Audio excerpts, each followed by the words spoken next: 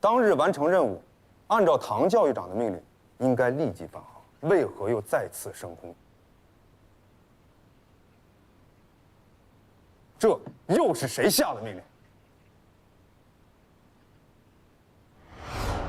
你现在有2个机会：第一，张启和曾念桥一起死，再加上你这个垫背的；第二，张启一个人死。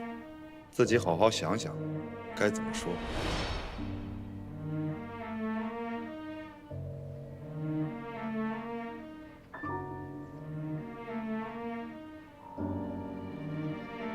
是我下的命令。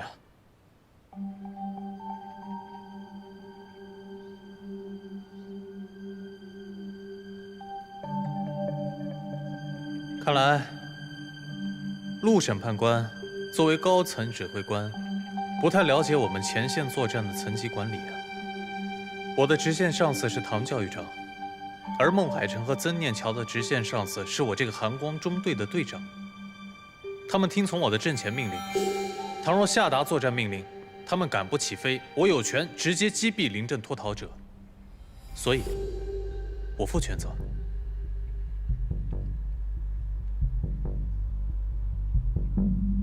11月17日，曾念桥驾机释放浮油炸弹，孟海成为巡逻战机诱导敌机群，是受命于我。返航途中，也是接受我的命令升空迎敌。教育长只让我承担升空之责，这一点可以求证在场证人。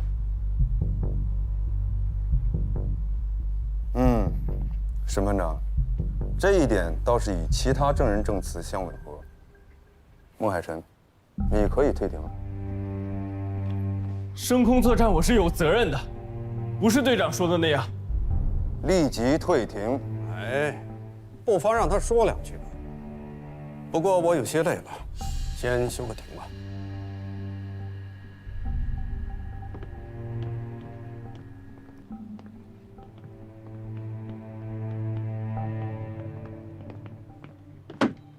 休庭。若是损失了寒光中队，对我们云南的空防是极为不利的。那，督办您的意思是？唐世珍不会放着张琪不管，肯定会有所行动。咱们就一个字：拖。好，督办您近日身体也是过于劳累了，我这就去通知庭上，让他们多休几回庭。我要看看教育长跟我有没有默契。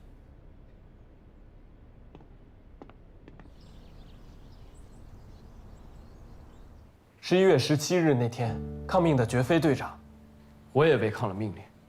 洞拐5油量在当时的情况下，只有10分钟续航，我没有听令返航。民国27年，寒光中队用几乎全队覆没的代价在杭州抗命，保护杭州百姓。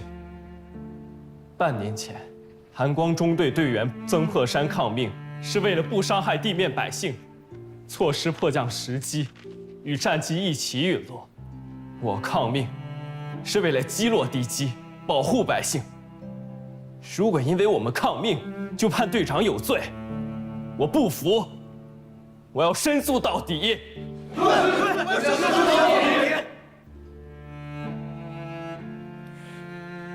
陆处长，我想提醒你一句：寒光中队是我昆明空防倚仗的长剑。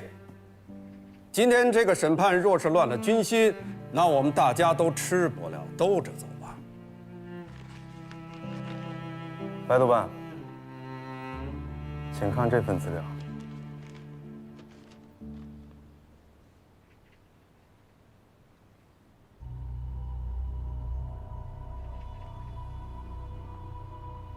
孟海辰，你在加入空军学校之前是做什么的？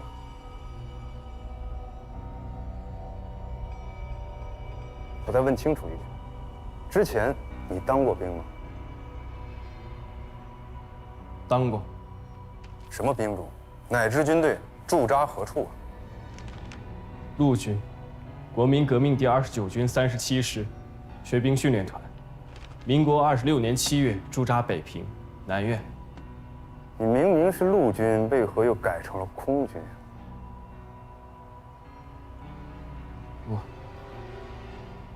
我受伤了，学兵团也没有编制，解散了。受过伤，伤在何处啊？孟海臣，我再问一遍，伤在何处？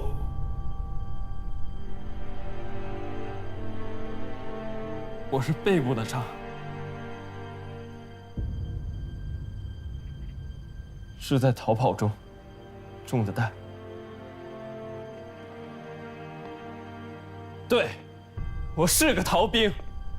是我在接到军训团教育长张寿龄下达的各大队全体撤出的命令之后，跟学兵团们自行突围，背部中弹。是我们被迫放弃了北平，把数百万百姓扔给了日本人。在那之前，我们的军队放弃了东三省，是不是逃兵？在那之后，我们又丢掉了半个中国，这是不是逃兵？自民国20年到今天，日本侵我国土已有10年，我们的政府却迄今未对日本宣战，迄今仍在和谈。77事变，中华民族的全面危机，竟然并非发生在边境，而是在北平，竟然在我中华民族卧榻之上，容他人肆虐，这是不是屈辱？丢盔卸甲反而升官，英勇作战反被指控有罪，这是不是最大的屈辱？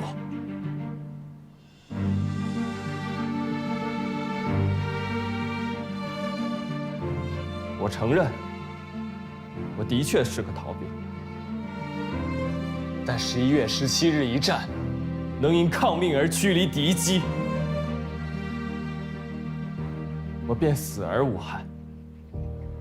庭上，我孟海臣自认有违背军令罪，但愿与队长一并接受军法处置。这一回，我绝对不再做逃兵。说得很好，但是与本案无关。你究竟是不是逃兵？1117结案之后还会接着审，但是今天在这个庭上，你根本没有资格来搞煽动，把他押下去。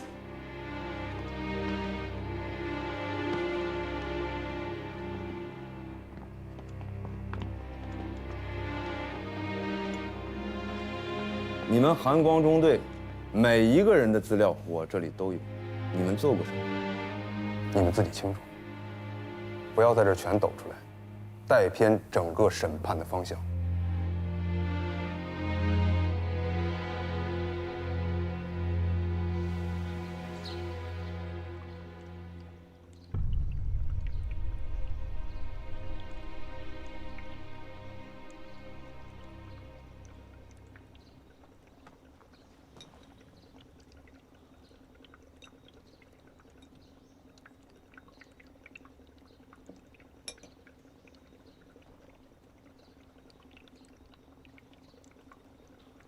难道我算错了？完吉谦这么重要的配合比，我怎么可能算错呢？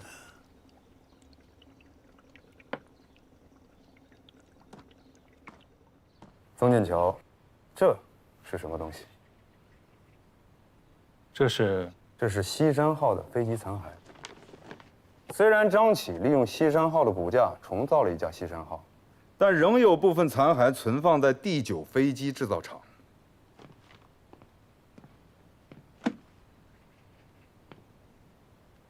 西山号是谁的战机？怎么坠毁的？请向本庭陈述。战机西山号，飞行员曾破山。该战机于民国30年428空战中油量耗尽，追回。那曾破山人呢？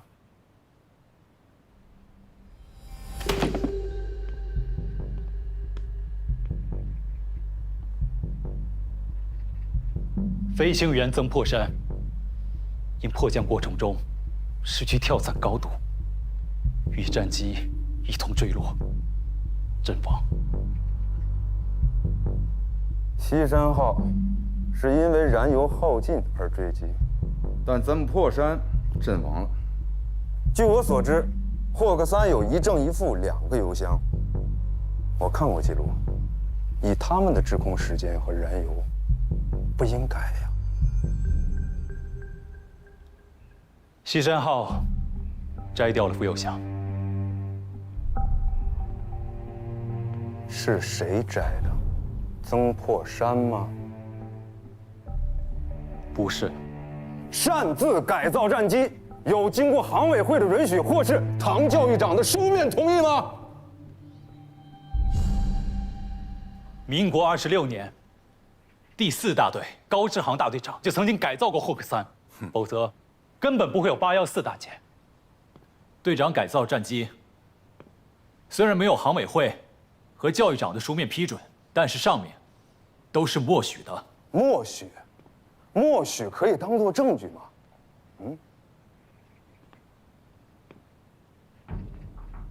若不是摘了副油箱，西山号不会坠毁。党国耗巨资培养的飞行员曾破山不会殉国，而张启身为队长，不致力于保全飞行员和战机，却私自破坏昂贵的作战武器，所谓何来？庭上，这值得深思啊！摘掉副油箱，是为了降低自重，提高空速。霍克三本身就是有缺陷的机型，是一种性能低下的战机。韩光中队数度空战，都是以少敌多。若没有队长的改装，根本与日机无法抗衡。1117一战，我们可以击伤一架零式，靠的就是快速的空中机动。陆审判官所言，非但非队长之罪，反倒是我队长之功。我只知道，依据中华民国战时军律和陆海空军刑法，此行为为战时毁坏军用设备罪，且造成了重大人员伤亡。依据律法，最高可与战时违背军令同等之罪。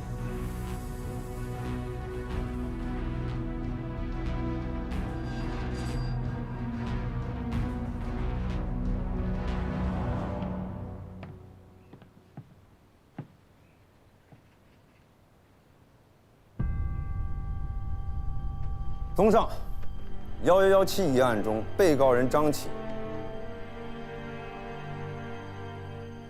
战时违背军令，人证物证一应俱全，且自民国26年起便对我军军用设备进行破坏，依照中华民国战时军律和陆海空军刑法，进行罪行之确认，罪名之成立。现在休庭20分钟，稍后宣判。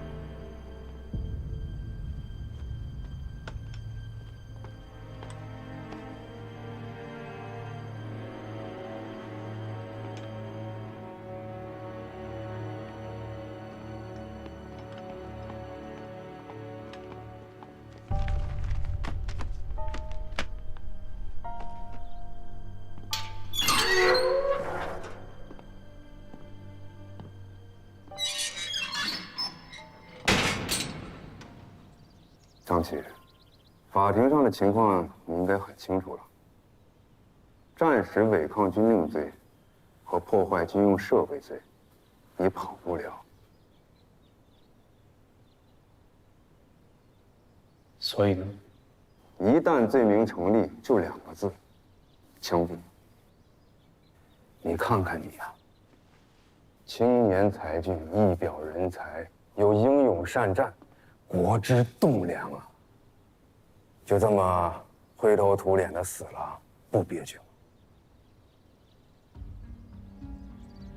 是这样，之前我答应你的条件依旧成立，只要你配合我，一会儿在庭上，我定会找回你的清白。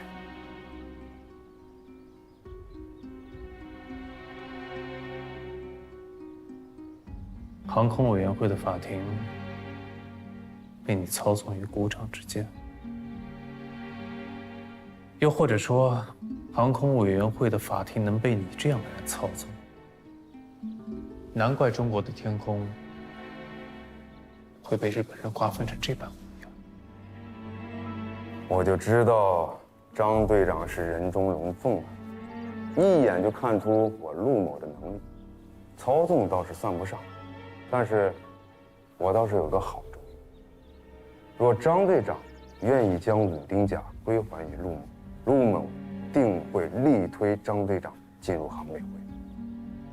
你父亲捐飞机、捐公路，是举世公认的爱国富商，你又是个爱国将士，进入航委会，正好一扫重庆那边的萎靡之风。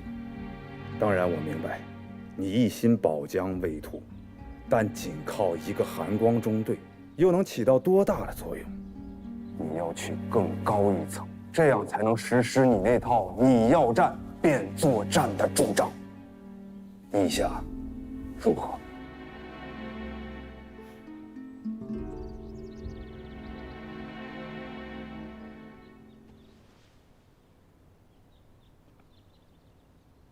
那你知不知道，除了你要战便作战之外，我张琪还有条主张：弹将无方。只识公理，不识时务，从不与豺狼做交易。好，你有种，那就交由军法处置。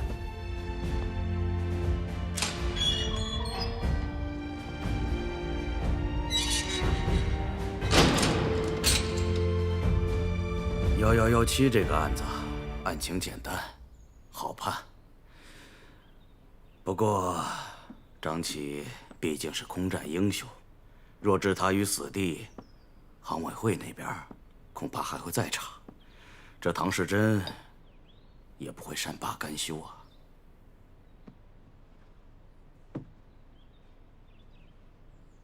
看看这份资料。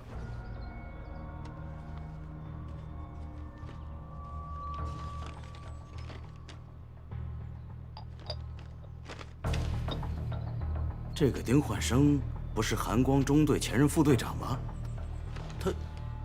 他是共产党？这是我花了3年时间查出来的。这个人自民国23年起就潜伏于笕桥中央航校，我军对苏区的第5次围剿出动了中央空军，就是这个丁焕生泄露了机密，导致红一方面军总部顺利逃出沙洲坝，我空军无功而返。这么一个心腹大患，唐世珍竟然没有查出来，单凭这一条就足以让他无话可说。还有，丁焕生是张启的对付，也是他的僚机。张启本身就有通共嫌疑，我甚至怀疑张启就是共产党。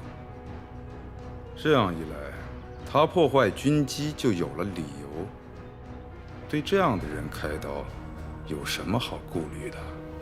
毕竟现在是两党合作，共赴国难时期，通共这个罪名，只怕不方便公开呀。何须公开？今非昔比啊，邵副主任。可还记得皖南风波？重庆那边真正忌惮的，从来不是日本人，而是……陆处长提醒的对呀，我明白了。相信党国的事情，邵副主任一定会尽心尽力。那是，咱们是执行上面容共、防共、限共、反共8字方针，限制一党，是为正途。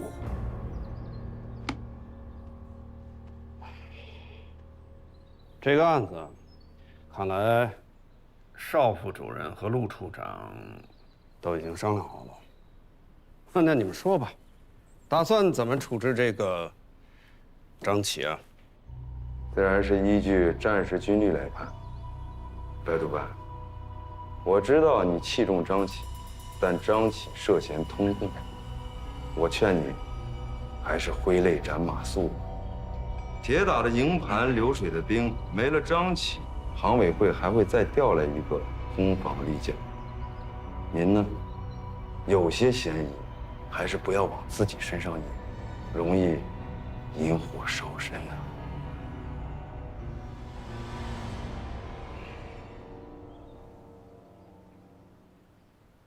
被告，现在允许你做最后陈述。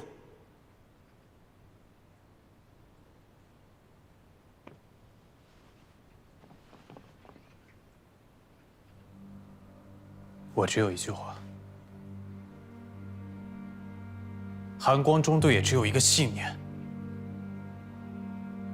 你要战，便作战；你要战，便作战；你要战，便作战。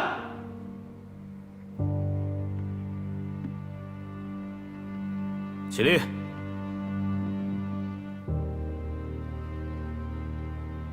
先就1117一案进行宣判。被告人曾念桥、孟海臣战时违抗军令罪名不成立，当庭释放。被告人张启战时违抗军令之罪名成立。根据《陆海空军刑法》第27条规定，敌前违抗作战命令者，判处死刑。同法第47条规定，违反上级机关或长官职权范围内所下达或发布与军事有关之命令者，处5年以下有期徒刑；战时犯前项之罪者，判处死刑或无期徒刑。另，张启战时毁坏军用设备罪罪名成立。根据《中华民国战时军律》和《陆海空军刑法》第48条规定，判处死刑。据以上律条，被告人将被合并执行死刑。我们不服，我们要申诉。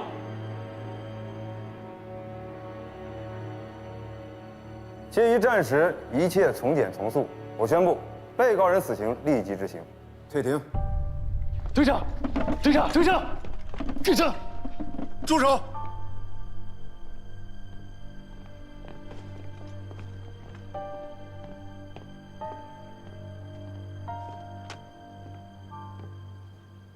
这是航空委员会黄主任的手谕：1117一案，无论判决结果如何，发回重审。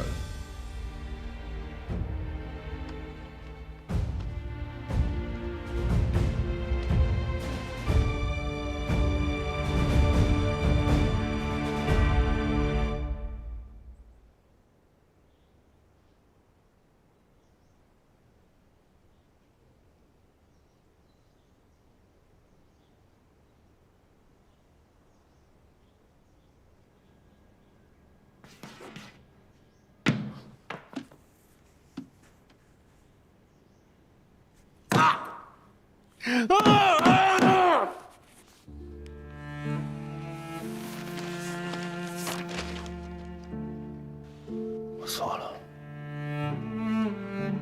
是我害死了部长。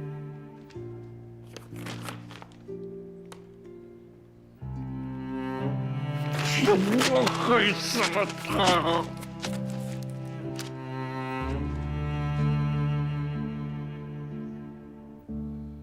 诸位，因行委会有新指示，鄙人主持此次非正式协调会议，有部分当事人就1117当日情况做庭下阐述。请唐教育长先讲吧。11月17日，张启是奉我军令起飞迎敌的。有证人证实，当日你并没有发布升空的命令，这里有所有的书面记录。他们哪懂什么叫军事指挥的默契？想必你陆子怡也不懂吧？默契，什么是默契啊？唐时珍，不要跟我玩文字游戏，就凭一句话，就想替张启脱罪吗？我是乌家坝机场最高军事指挥官，不凭我一句，难道凭你一句吗？1117一战，我是未按照航委会避战指示下的军令，并且双方达成一致，允许下属升空。接下来，我将陈述当天我所有的军事命令，而且对自己所有的言辞担负责任。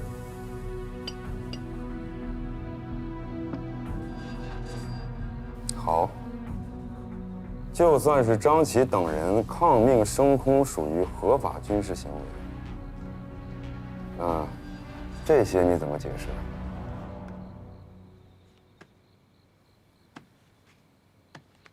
这个丁焕生涉嫌通共，他是张启的僚机，我们怀疑张启也有通共的可能。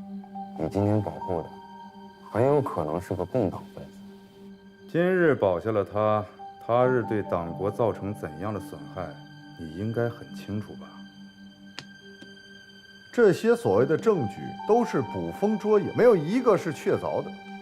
丁快生已经为国捐躯，而张启跟随我7年，我很清楚他是不是共产党。我唐某人为党国尽忠服务28年，我以我的身家性命名誉虔诚担保，张启绝非是共产党。如果他是共产党，我第一个开枪杀了他，然后再自裁谢罪。担保，试涉党国安危，你以为你是谁呀？担保，我是谁？我是中央陆军军官学校航空队第1期学员，也是航空军官学校的教育长。怎么了？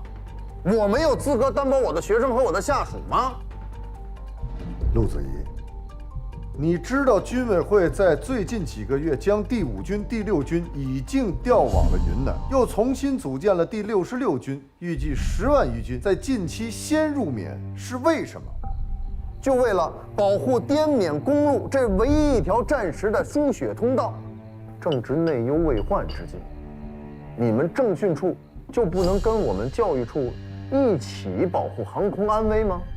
自打你来到航校，经常是无中生有的罪名扣押、侮辱飞行员。你是为党国安危着心吗？还是别有用心，公报私仇？陆子怡，我问过你，党国培养一名优秀的飞行员要付出多大的代价？你要再跟我无理取闹，我唐某人也不是吃素的。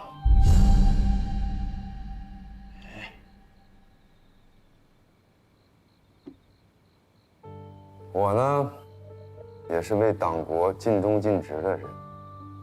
如果有一天党国需要，我也会毫不犹豫地为党国献身。枪，你收好，留着保命。但张启，你保不住，就算是抗命罪、通共罪都不成立。明天还会有证人指认他更大的罪证。请证人增目。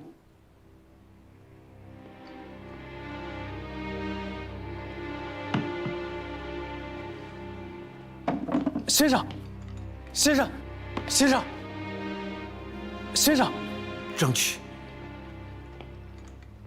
请。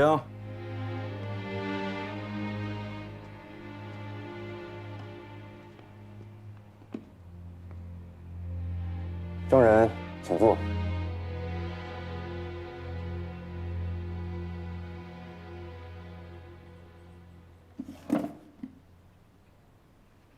证人曾木，复华大学理学院工学院教授，第9飞机制造厂的特聘技术顾问。接下来我将放一段录音，您请仔细。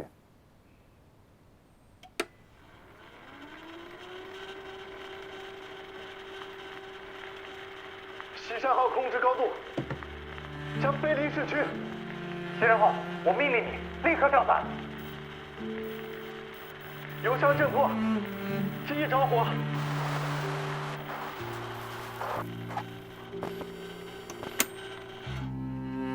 这是428空战西山号最后与塔台的通话记录。曾教授，改造西山号是您一手主导的吗？这是我儿子的生意。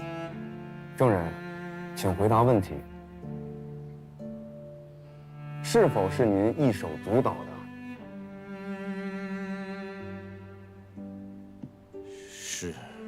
您自民国26年9月起，历任中央飞机制造厂第9飞机制造厂特聘技术顾问，又是复华大学航空动力学专业的创始人。我想请问，刚才的那段录音，您对西山号的坠毁原因有何判断啊？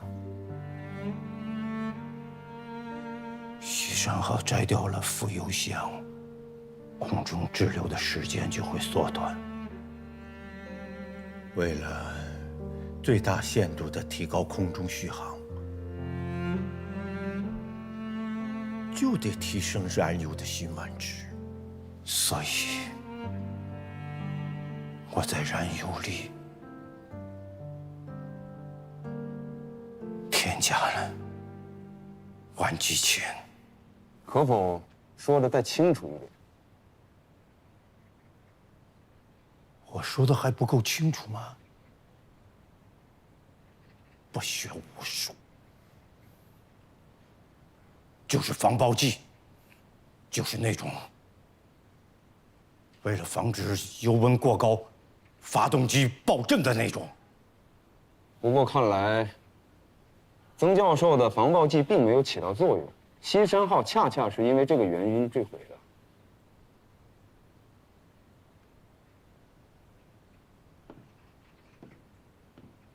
曾教授，驾驶西山号的飞行员是令郎吧？很同情你。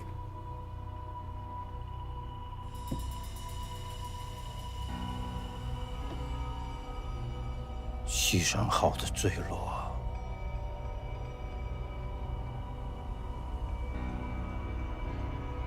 可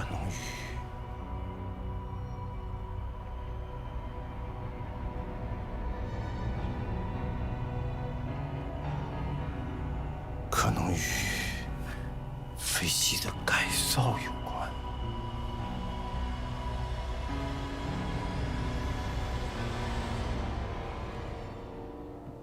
西山号的改造，摘掉副油箱是您的主意，还是有人给您下了命令？在改造之前，张启是否出示过高层同意改造的手谕？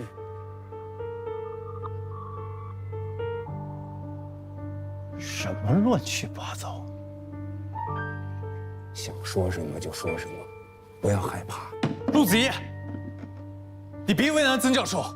改造战机的命令是我下的，战机也是我亲手改的。你闭嘴！不是他的错。战时越级决策，恶意诓骗技术顾问，私自改造战机导致战机损毁，同袍曾国山阵亡。张启，你这是战时有意毁坏军用设备，你这是放屁！张启，设计改掉副油箱跟这件事没关系，是我弄错了烷基醛的配比，是我的错。请注意你的言辞。我是实事求是。我问你啊，什么叫战时损坏军用设备？哎，但凡有点脑子的人，他们都知道，这不叫损坏，这叫改造。你们买的那个霍克3飞机，那就是美国 Cox 公司改造款。怎么？那美国 Cox 公司也是毁坏军事设施吗？一派胡言！你是干什么的？懂科学吗？你知不知道，因为你的失误导致曾国山死亡？你儿子屈死，你就不伤心吗？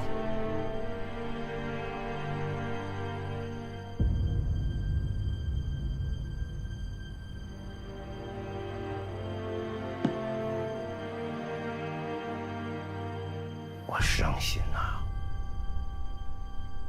我伤心，国民党里怎么会有你这种人，不顾世事颠倒黑白之人？至于我儿，他打当兵的那天起，我就将他许国了。哼，大丈夫许国，求人得人，父何痛为？他也是我的孩子，他的命运早晚也是这个结局。我给他的棺材板都备下了。你这种人，怎么会配跟他相提并论？无耻，小人，老糊涂！把他糊弄去！先生，怎么着？怕我说话吗？啊！别动，别动！先生，送出！老实点。他是即将赴死之人，你凭什么审他？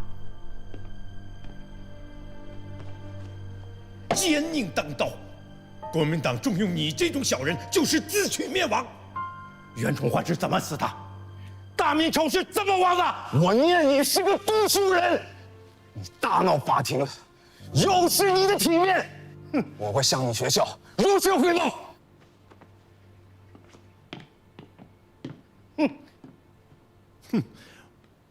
我治学不严，做人有悔，我早就没脸教书育人了。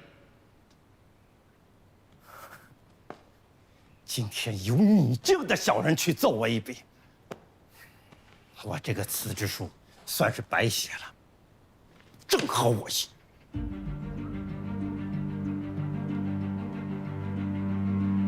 跟他干！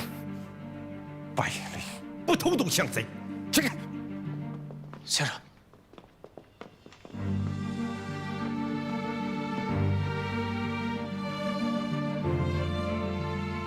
各位审判官，张启作为428空战的执行指挥官，已经发现西山号的坠毁，并不是因为改造问题，而是跟其他战机一样，遇到了燃油问题。此事我正在调查，请给我时间厘清责任，绝不能让无辜的人受害了。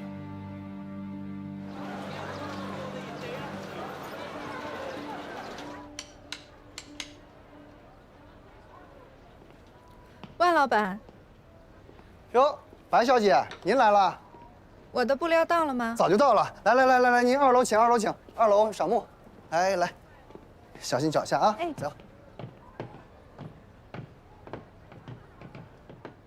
哎，白小姐，里边请，里边请。好嘞，好嘞。老万同志，白振中同志，我现在代表中共昆明地下党组织负责任，交给你2个任务。请说。看一看，来，大家来为韩光中队写请愿书啊！看一看，韩光中队蒙冤，空战英雄落难。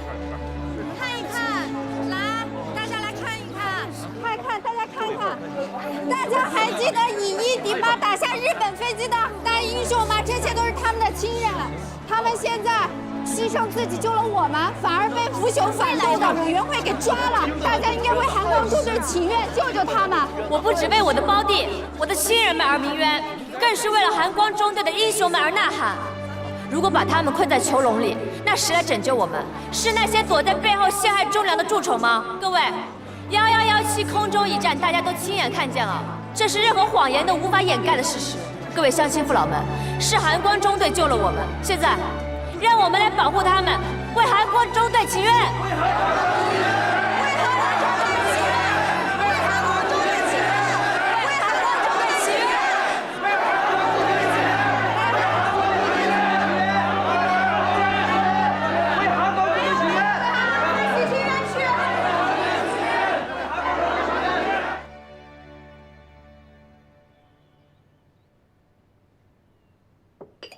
邵主任，这万名市民请愿书登在报纸上，你看了吗？这个嘛，毕竟是军中内部军法会审，依据的是军法，而非民意舆论。那咱不谈民论，就谈军法。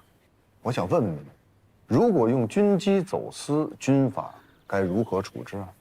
走私，走私有实证的话是死刑。这跟韩光中队这起案子有关系？没有什么关系。前些日子我去了一趟重庆，听说了一件新鲜的事儿，说运输大队的方副队长在机舱底部私运了500多公斤的私货。这件事儿本来要捅上去，结果是你邵副主任给拦下了。唐教育长，这是何意？你有证据证明是我邵某人拦的吗？邵某人一向严守空军训条，对空军走私案绝不敷衍了事。邵副主任，你的香港户头每个月进账3两黄金，这些钱是方副队长给你的吧？唐世珍呢？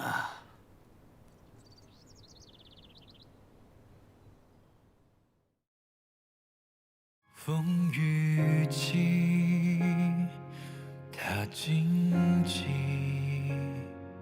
向正义正朝夕，儿女情，泪别离，问归期，无尽期。新年一场热血，生与死魂一缕，赤诚雨的花开满地。你看那铁汉刚强怒举，出生必地追求。这山河是半寸平静一生，阑珊回眸念旧中存心，天边流。